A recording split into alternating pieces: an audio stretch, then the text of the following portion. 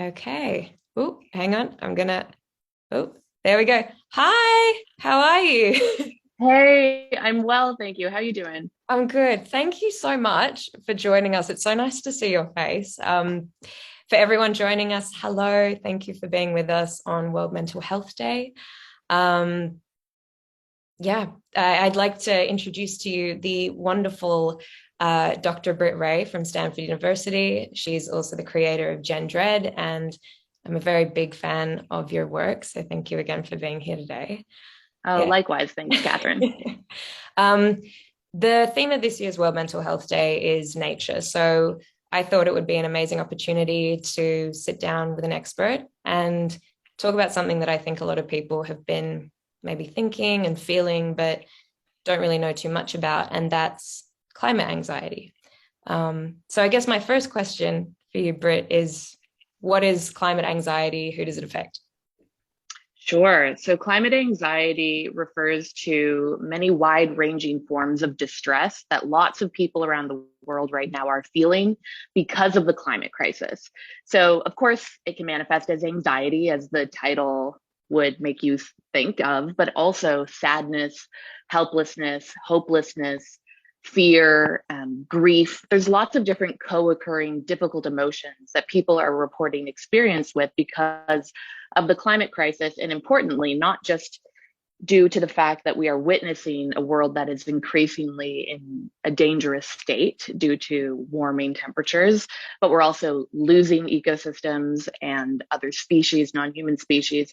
And importantly, we're seeing leaders not taking adequate action. So there's an important element there about feeling betrayed or feeling let down by those who are put in positions to protect humanity and are failing to do so by not taking aggressive climate action that aligns with the science. So, climate anxiety, we know from a variety of studies that have come out, affects lots of different people around the world in low and middle income countries as well as high income countries. It doesn't just reserve itself for a certain subsect of humanity.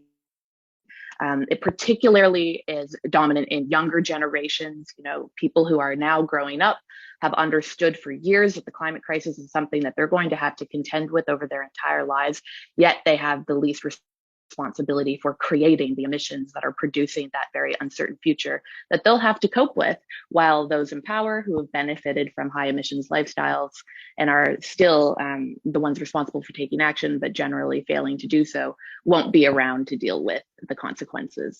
So we see it as young people being at the kind of head of who we think of as the climate anxious, but it really can pervasively affect anyone from any generation. There are tons of older people too who feel this. Mm. And I mean, we talked a little bit yesterday about just, I guess, that feeling that you were saying, that kind of hopeless feeling, or there's been so much that's happened in the world the last 2 years, but especially with the climate.